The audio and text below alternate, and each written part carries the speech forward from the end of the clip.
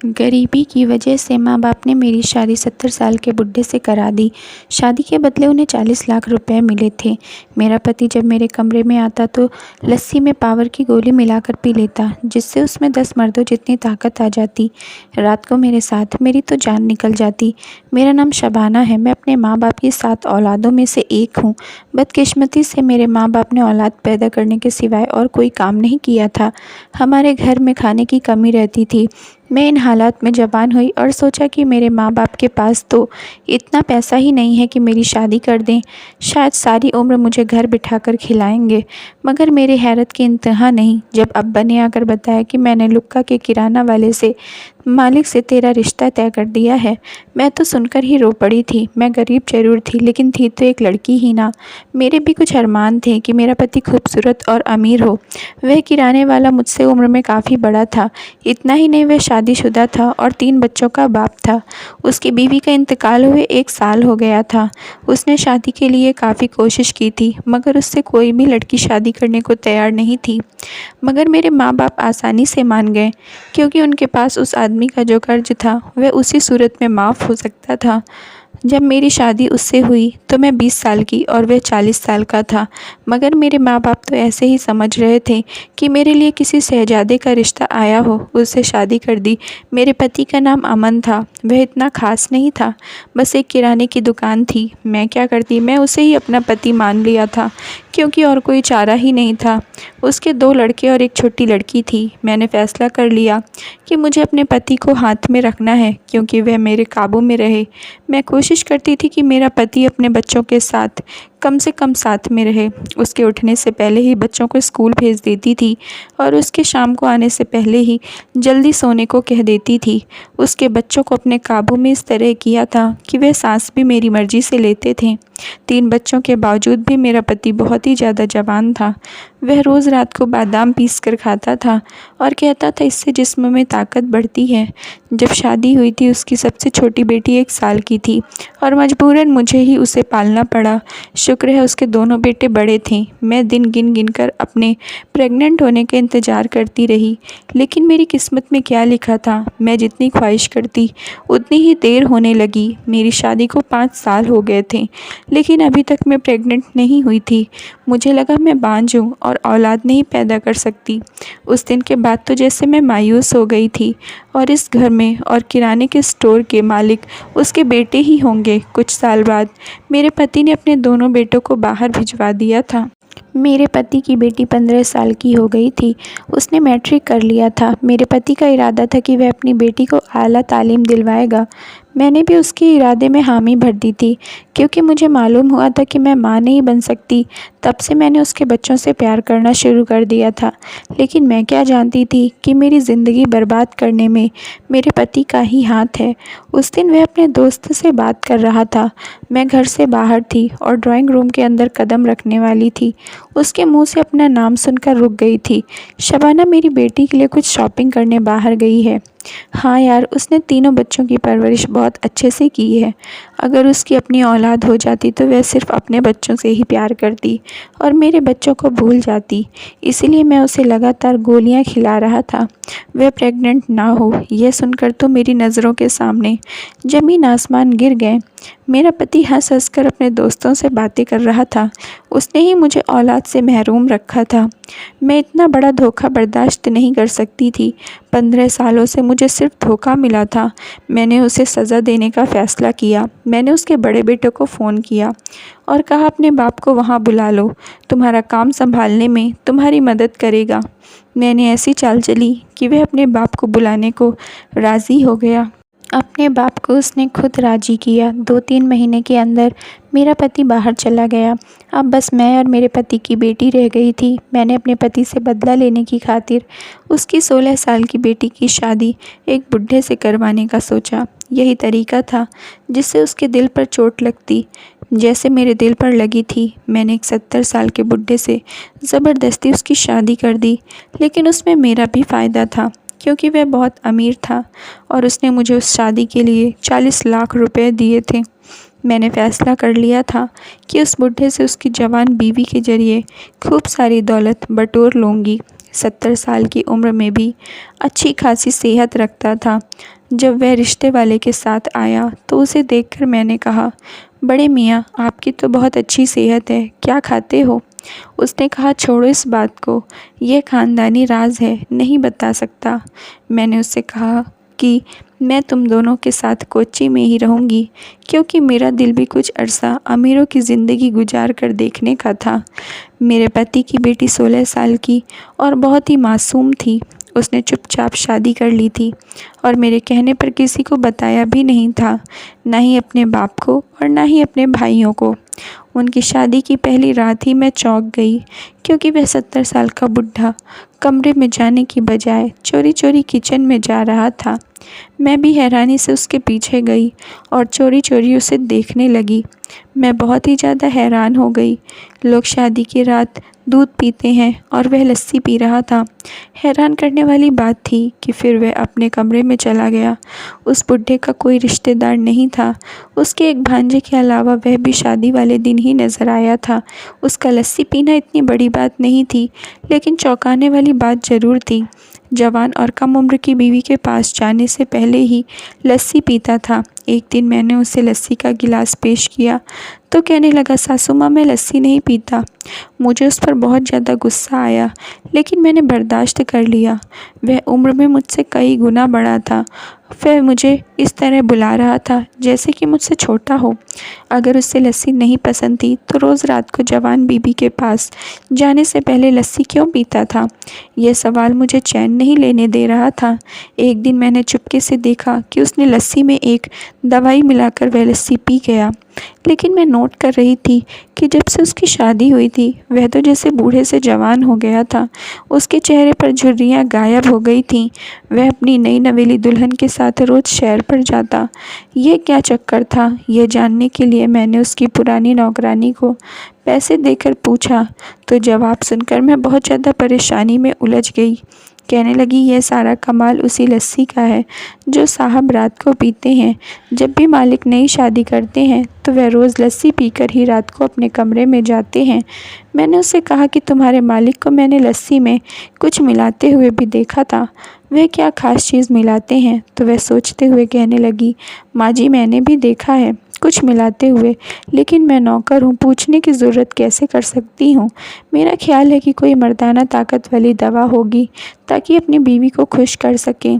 वैसे तो पहले मैंने भी यही सोचा था कि अब वह नौकरानी कह रही थी कि वह 70 साल का बुढ़ा अपनी ताकत को कुछ बढ़ाना चाह रहा हो, लेकिन जाने क्यों मेरा छठा सेंस मुझे एहसास दिला रहा था दूसरा मामला है। मेरी सौतेली बेटी भी इस शादी पर ऐसे खुश थी जैसे नई नवेली दुल्हन होती है। अपने बूढ़े पति के साथ हंसी खुशी बाहों में बाहें डालकर घूम फिर रही होती थी। अब उसके बाप को बताने का वक्त आ गया था कि उसकी बेटी ने घर से भागकर एक 70 साल के बुढ़े से शादी कर ली। मैंने अपने प्लान पर अमल करने का सोचा तो मेरी सौतेली बेटी हीरो का हार लेकर मेरे कमरे में चली आई और कहने लगी कि अगर आप बाबा को बताएंगी तो वह ज़बरदस्ती मुझे यहाँ से आकर ले जाएंगे, मगर मैं अपने पति को छोड़कर नहीं जाऊँगी।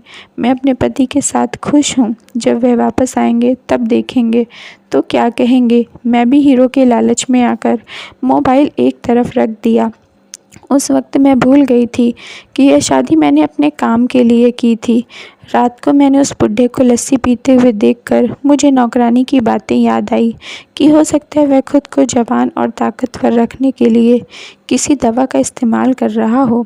अगर ऐसा था तो फिर भी वह गलत थी। मैंने 70 साल के बुढ़े से अपनी 16 साल की बेटी की शादी कराई थी ताकि वह भी वैसे ही बे औलाद तड़पे, मेरी तरह बे औलाद रहे, तभी मेरा बदला पूरा होता। लेकिन उस बुढ़े को देखकर लग रहा था कि शादी में उसे अलग ही रंग और कुमार चढ़ा दिया है और यह सब उसी लस्सी का कमाल था। कम से कम तो मुझे ऐसा ही लग रहा था। मुझे कुछ भी करके इस लस्सी के राज को खोजना था, ताकि अगर कोई ऐसी बात है तो मैं वक्त पर अपनी सौतेली बेटी से कहूँ कि अपने पति को रोज़ रात को दूध का ग्लास दिया करो। इस उम्र में लस्सी पीना खतरनाक साबित हो सकता है। वह मासूम लड़की मुझसे पूछने लगी, क्या वह नहीं पीनी चाहिए? इससे पहले कि उसे जवाब देती मेरी नज़र बेड पर रखी चीज़ों पर पड़ी। बहुत ज़्यादा कीमती जूते कपड़े उसके बेड पर रखे हुए थे जो मैं और मेरी बेटी ने ज़िंदगी में भी नहीं देखे थे। मैंने उससे कहा कि मैं यह सब समेट कर एक तरफ रख देती हूँ और मैंने उसे समझाते हुए कहा कि जितना दूर हो सकता है उतना दूर अपने पति से रहो और जल्द से जल्द ज़्यादा से ज़्यादा सामान बटोरने की कोशिश करो। ऐसा करती हूँ मैं तुम्हारा यह सामान समेट देती हूँ। मैं उसका सारा सामान समेटने के बहाने उसके कमरे की तलाशी ली, लेकिन वह पुड़िया मुझे कहीं पर ना मिली जिसे वह लस्सी में मिलाकर पीता था। नौकरानी ने बताया था कि वह लस्सी खुद ही बनाता है, किसी को अपने पास नहीं आने देता। नौकरानी ने यह बताकर कहा, आप देखिएगा साहब कितनी जल्दी औलाद वाले होंगे, हर बार ही ऐसा होते आया है। मैं तो यह सुनकर घबरा गई थी कि उसकी कोई औलाद नहीं होनी चाहिए, इसीलिए तो सौतेली बेटी की शादी उससे कई गुना बड़े आदमी से कराई थी जो औलाद पैदा करने की क्षमता ही न रखता हो। लेकिन यहाँ तो उल्टी गंगा बह रही थी, वह तो औलाद पैदा करने के चक्कर में था। मैंने खुद तफ्तीश करने की सोची। एक दिन उससे पूछ ही लिया कि तुम्हें क्यों लस्सी पीने का बहुत ज़्यादा शौक़ है। कहने लगा कि मैं आपको उस दिन भी बताया था कि मुझे लस्सी पीने का कोई शौक़ नहीं है। मेरे सब्र पर हाय हो चुका था। मैंने कहा, तुम झूठ क्यों बोलते हो? मैंने कई बार लस्सी पीते हुए देखा है तुम्हें। तुम रोज़ रात को अपने कमरे में जाने से पहले लस्सी का ग्लास पीकर जाते हो। अब जल्दी से बताओ ये क्या चक्कर है? कहने लगा, चक्कर तो कोई नहीं है, मुझे दिन के वक्त लस्सी पीना पसंद नहीं है। रात को मैं बहुत शौक़ से पीता हूँ, मगर रोज़ाना क्यों पीते हो? मेरा सवाल अभी वहीं पर खड़ा था। मेरे सवालों से तंग आ गया और कहने लगा कि मुझे दूध पीना अच्छा नहीं लगता, इसीलिए लस्सी ले लेता हूँ। यह कहकर गुस्से से चला गया। अभी तो मैं सिर्फ लस्सी का ही पूछा था और वह घबरा कर चला गया, जैसे कि मैं उसकी कोई चोरी पकड़ ली हो। अगर मैं उससे उस बुढ़िया का भी पूछ लेती तो वह बेहोश हो जाता कि मैं उसके बारे में इतना जान गई हूँ। लस्सी पीना इतनी बड़ी बात नहीं थी, उसका नाकाबिले सहन रवैया बहुत सारे सवालात खड़ा कर रहा था। अगली रात की बात है, मैं उसके आने से पहले ही किचन में बहाने से मौजूद थी। मुझे देखकर वह चौंक गया, जैसे उसे उम्मीद ही ना हो कि मैं यहाँ पर रात के इस टाइम मौजूद रहूँगी। मैंने कहा, मैं तुम्हारे लिए लस्सी बना दूँ? वह गुस्से से कहने लगा, मुझे किसी की मदद की ज़रूरत नहीं है, मैं खुद बना सकता हूँ। मैं मुंह बनाकर बाहर आ गई। मैंने उसकी बीवी से कहा कि तुम अपने पति के लिए खुद लस्सी बनाया करो। वह तो कहने लगी, मैंने तो बहुत बार कहा है, लेकिन वह खुद ही मना कर देते हैं। नहीं, मैं खुद बना लूँगा। कभी कभी तो मेरे लिए भी बना कर ले आते हैं। कुछ दिनों से मैं नोट कर रही थी कि मेरी सौतेली बेटी के घर से बाहर के चक्कर कुछ ज़्यादा ही लग रहे थे। पहले तो मैंने सोचा था कि उसके बाप से इंतकाम लूँगी, जैसे कि मेरे बाप ने मुझे बड़ी उम्र वाले आदमी से शादी करा दी और मेरे पति ने मुझे बेऔलाद कर दिया। ऐसे ही मैं उसकी बेटी के साथ 70 साल के बूढ़े से शादी करके उसे बेऔलाद कर देना चाहती थी, मगर इस बुढ़े के पास इतनी दौलत होगी यह तो ख्वाबों में भी नहीं सोचा था। और अब मुझे अपना इरादा बदलना पड़ा था। मैंने अपनी सौतेली बेटी से कहा कि किसी भी तरह से दौलत निकलवाओ, अगर मेरे हाथों से निकल जाती तो बहुत बड़ा मसला हो जाता। उस लड़की के समझदार होने से पहले मुझे अपना मकसद पूरा करना बहुत ज़रूरी था, इसलिए 70 साल के बुढ़े से शादी करवाई थी। लेकिन उसकी ताकत बढ़ती ही जा रही थी। मैंने एक प्लान पर अमल करने की सोची। रात को जैसे ही उसने लस्सी का ग्लास तैयार किया और उसके अंदर अपनी जेब से वह खास पुड़िया निकाल कर वह पाउडर अपनी लस्सी में मिलाने लगा। इससे पहले कि वह लस्सी पीता, मैंने जल्दी से किचन के पास कूड़ादान गिरा दिया। वह जल्दी से ग्लास वहीं छोड़कर बाहर देखने गया। मेरे लिए बस इतना ही मौका काफ़ी था। मैं जल्दी से किचन में गई और जल्दी से गिलास बदल दिया, जो मैंने कुछ देर पहले ही तैयार किया था। इस कार्रवाई में मुझे कुछ ज़्यादा देर नहीं लगी थी। मैं यह मालूम करना चाहती थी कि आखिर इसमें क्या है, इसमें ऐसी क्या चीज़ मिली है। सुबह उठी तो मैं इस लस्सी को एक पॉलीथीन में डाला और लैब में लेकर गई। मैं सच जानना चाहती थी कि इसमें क्या है। मैं वहाँ से घर वापस आ रही थी कि मैं अपनी सौतेली बेटी को गाड़ी चलाकर कहीं जाते हुए देखा। वह अकेली गाड़ी चला रही थी और मुझे इस बात का इल्म नहीं था कि उसे गाड़ी भी चलानी आती है। उसकी शादी को मुश्किल से 2 हफ्ते हुए थे। इतने दिनों में उसका पति उसे गाड़ी चलाना नहीं सिखा सकता था और उसके बाप के पास तो मोटरसाइकिल थी। फिर उसने गाड़ी चलानी किससे सीखी थी? और घर गई तो मेरे पति का कॉल आ गया। मैंने इतने दिनों से जानबूझकर बात नहीं की थी। वह अपनी बेटी से बात करना चाह रहे थे। मैंने कहा, पता नहीं कहाँ पर है, मुझे बताकर नहीं जाती है तुम्हारी बेटी। अपनी मर्ज़ी की मालकिन बन गई है। कल अगर कुछ हो जाता है तो तुम मुझसे मत कहना। मुझे इस लड़की पर बहुत गुस्सा आ रहा था। कई दिन हो गए थे बस अपने आप में मगन रहती और बाहर के चक्कर लगाती रहती। मैं उसके पति से जाकर पूछती कि तुम्हारी बीवी कहाँ है। कहने लगा, ड्राइवर के साथ शॉपिंग करने गई है और अब मैं इस उम्र में उसके साथ शॉपिंग नहीं कर सकता। कमर जवाब दे जाती है तो मैंने उसे ड्राइवर के साथ भेज दिया। मैं उसे क्या बताती कि ड्राइवर बाहर बैठा है और तुम्हारी कम उम्र की जवान बीवी अभी भी बाहर घूम रही है। उस लड़की पर शक होने लगा।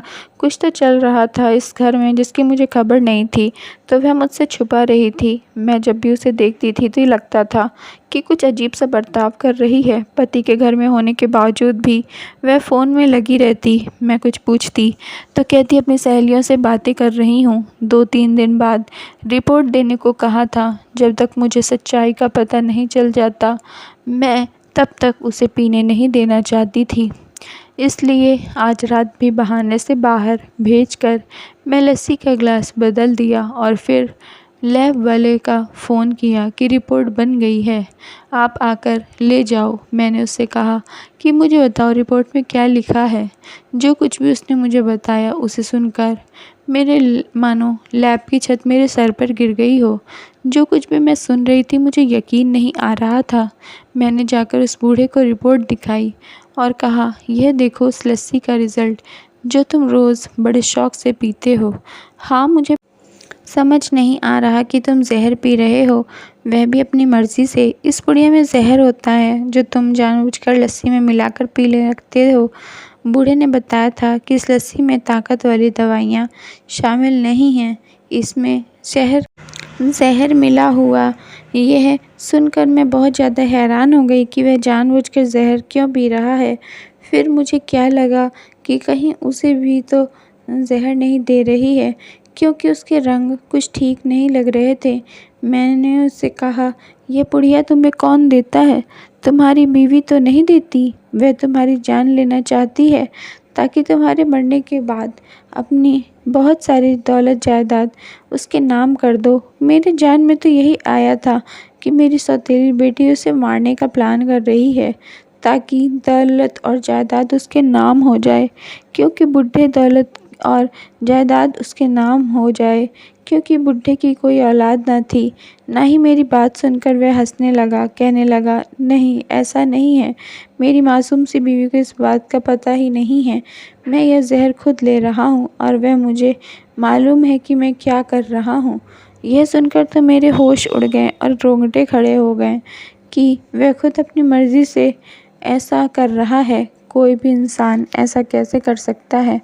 कोई भी इंसान ऐसा नहीं कर सकता। मैंने पूछा कि तुम ऐसा क्यों कर रहे हो, अपनी जान क्यों लेना चाहते हो?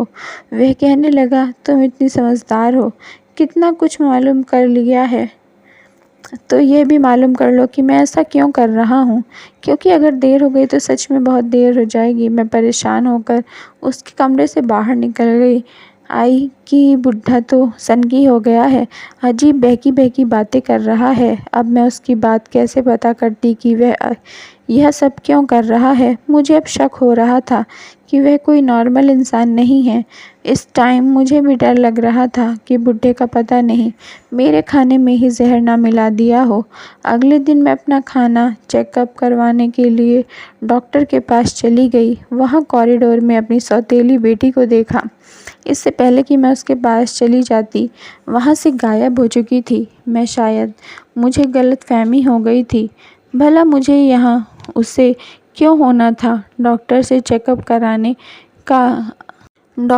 चेकअप कराकर मेरी तसल्ली हो गई। मैं बिल्कुल ठीक हूँ। वैसे भी अभी मेरी उम्र कौन सी उम्र थी, 32 साल की थी। मैं सोच कहूँ तो वापस मैं आ रही थी कि अपने पति से इंतकाम के चक्कर में उसकी बेटी के साथ साथ खुद फंस गई थी। वापस में आते हुए एक बार फिर मैं उसकी झलक देखी। मैंने जल्दी से टैक्सी को रोका और कहा, इस गाड़ी के पीछे चलो, मैं देखना चाहती थी कि वह कहाँ जा रही है, और यह देखकर हैरत की इम्तिहान हो रही थी कि वह इसी अस्पताल में जा रही थी जहाँ से मैं थोड़ी देर पहले वापस आई थी। इसका मतलब था कि मेरा शक बिल्कुल सही था। थोड़ी देर पहले जो मुझे लगा था मैंने उसे देखा था, वह बिल्कुल सही देखा था। मैं देखना चाहती थी कि वह आ रही है कहीं मेरी तरफ से भी तो सारी सूरत का पता तो नहीं चल गया, लेकिन गाड़ी से वह नहीं उतरी बल्कि साथ में और कोई भी निकला जिसे देखकर मैं दंग रह गई। वह तो उसके पति का भांजा था। अब मुझे सारा खेल समझ आ गया था कि सारी रात बात क्या थी। यकीनन ये एक दूसरे को पसंद करते थे। यह बात उस बुढ़े को पता चल गई होगी। वह उन दोनों का पीछा करके अस्पताल चली गई। मैं ज़रा करीब होकर उनकी बातें सुनने की कोशिश करी तो वह लड़का उससे कह रहा था कि तुम फिक्र मत करो, सब ठीक होगा, कुछ नहीं हुआ है तुम्हें। थोड़ी देर बाद जब डॉक्टर के कमरे से बाहर निकली तो मुझे देखकर चौंक गए। उनकी रंग उड़ गई थी। वह कहने लगे, आप यहाँ? मैंने पूछा, क्या हुआ? तुम अस्पताल क्यों आई हो, और पति के होते हुए भी किसी और के साथ? कहने लगी, मुझे खतरनाक बीमारी हो गई है। डॉक्टर ने कहा है कि तुम्हारे अंदर धीरे धीरे जहर जा रहा है। मुझे समझ में नहीं आया कि मेरे अंदर जहर कहाँ से आया। मैंने कहा, तुम्हारे पति की वजह से, क्योंकि वह जान गया था कि तुम उससे बेवफाई कर रही हो, उसके भांजे से ताल्लुक़ बना रही हो, इसीलिए तो उसने तुम्हें सज़ा दी। वह खुद जहर लेता था और वही जहर तुम्हारी रगों में भर दिया। उसका चेहरा पीला पड़ गया। उसको समझ नहीं आ रहा था कि उसके पति को यह सब कैसे पता चला। वह रोते हुए कहने लगी, यह सब आपकी वजह से हुआ। मैंने तो पैदा होते ही जिस औरत को माँ के रूप में देखा था वह आप थीं। मैंने तो हमेशा आपको अपनी माँ माना। आपने तो मेरे साथ बहुत गलत किया। बाबा ने आपको औलाद नहीं दी, इसका बदला आपने मुझसे लेने के लिए सोचा, और आपने अपने इंतकाम की वजह से मेरी शादी 70 साल के बुढ़े से करा दी, जो रोज़ मर्दाना ताकत की दवाई लेकर खुद को जवान रखने की कोशिश करता है। मैंने आपकी खातिर शादी के लिए हाँ कर दी, मगर मैं एक 16 साल के नौजवान लड़की हूँ और वह 70 साल का बूढ़ा आदमी। मेरे भी कुछ अरमान थे। उसके भांजे से मेरी एक बार मुलाकात हो गई थी। मेरा दिल बेईमान होने लगा था। मैं अंदर ही अंदर उसे पसंद करने लगी थी और यह भी मुझे पसंद करने लगा था। हम दोनों अक्सर ही घूमने फिरने निकल जाते थे, मगर मैं क्या जानती थी कि मेरा पति वह यह सब जान जाएगा। आज मेरी तबीयत बहुत ख़राब हुई तो उसने मुझे बताया कि तुम्हारे अंदर जहर है। मैं तो अपनी हर कम उम्र बीवी को यूं ही बना कर रखता हूँ। वह बेचारी जहर से बच नहीं पाती और मेरे जिस्म को उसकी आदत हो गई है, इसीलिए मुझे कुछ नहीं होता है। जाओ, जाकर अस्पताल में जाकर पता कर लो कि तुम्हें क्या हुआ है। इसीलिए मैं भागी चली आई और डॉक्टर्स ने भी कंफर्म कर दिया कि मेरे अंदर उस शख्स ने जहर भर दिया है और यह सब आपकी वजह से हुआ है। मैं उसे छोड़ना चाहती थी, मगर आप दौलत की लालच में अंधी हो गई थी और यहाँ तक कि अपना इंतकाम भी भूल गई। आपकी वजह से मेरी ज़िंदगी बर्बाद हो गई। मेरी उसकी बात सुनकर बहुत शर्मिंदगी महसूस हुई। वाकई वह सच कह रही थी, सारा कसूर मेरा था। अपने पति की बेटी से इंतकाम लेने की सोची थी।